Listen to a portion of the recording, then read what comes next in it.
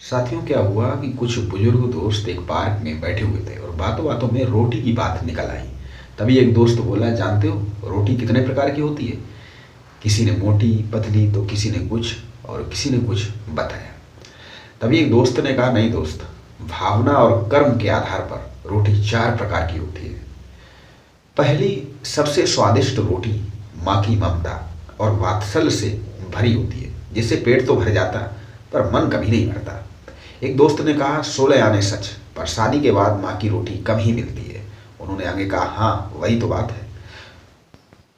बताया कि दूसरी रोटी पत्नी की ही होती है, जिसमें अपनापन और समर्पण भाव होता है, जिसमें पेट और मन दोनों भर जाते हैं।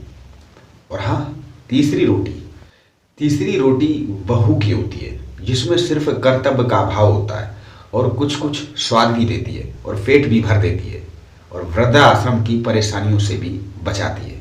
थोड़ी देर के लिए वहाँ चुप्पी छा गई। लेकिन ये चौथी रोटी कौन सी होती है? मौन तोड़ते हुए एक दोस्त ने पूछा। चौथी रोटी नौकरानी की होती है, जिसमें ना तो इंसान का पेट भरता है, ना ही मन तृप्त होता है और स्वाद की तो कोई गारंटी ही नहीं। तो फिर हमें क्या करना चाहिए?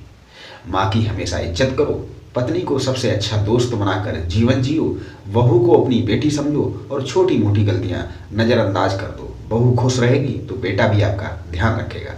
फिर दोस्त ने कहा, यदि हालात चौथी रोटी तक ले जाए तो ईश्वर का शुक्रिया करो कि उसने हमें जिंदा रखा हुआ है।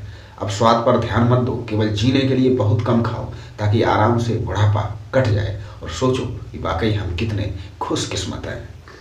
और सभी की आंखों में आंसू आ गए और सभी ने ईश्वर का धन्यवाद दिया। फिर रोटी तो रोटी है, चाहे माँ की हो, पत्नी की हो, बहू की हो या फिर नौकरानी की। रोटी की हमेशा इज्जत करो।